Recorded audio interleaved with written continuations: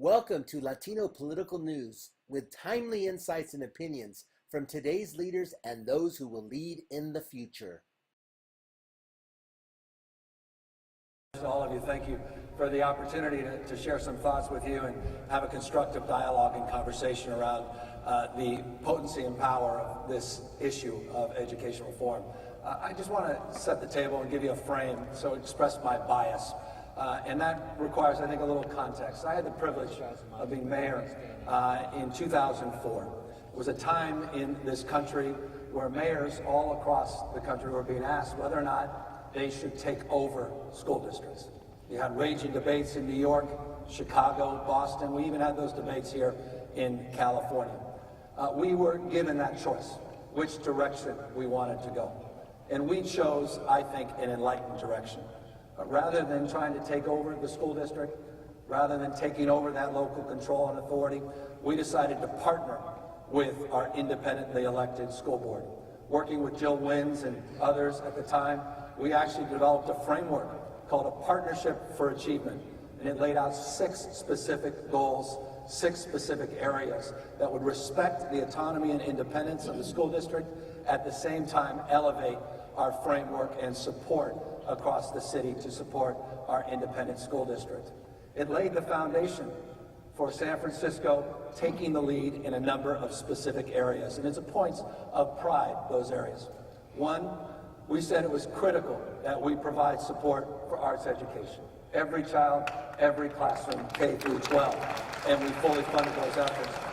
Number 2, we recognize the importance of integrated and blended strategies, and the importance of health education, not just for physical health, but adolescent mental health.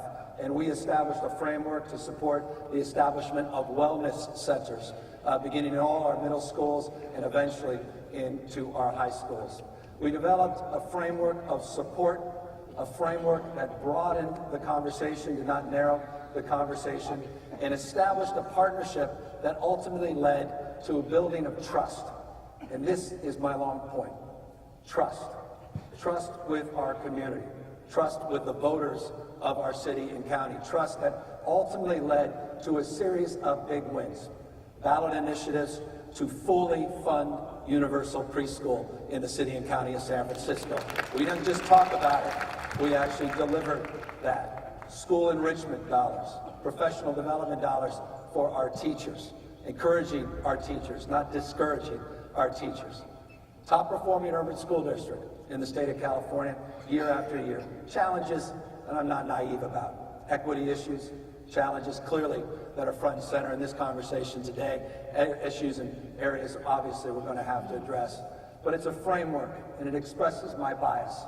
Full scale, fully comprehensive community schools. A framework of partnerships, not just public-private partnerships, but public-public partnerships. Building capacity, developing relationships, engaging in solving problems, not just taking cheap shots, not just identifying problems, not just pointing fingers.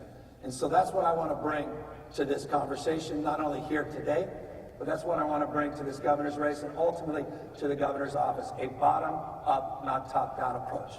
A framework of cultural competency and localism that ultimately is determinative, and a framework where we can support efforts like once and for all addressing the challenges with Prop 218 and exempting schools from Prop 218 to lowering the thresholds on parcel taxes to beginning to address the crisis that is self-evident to everyone in this room, and that's the issue of school funding.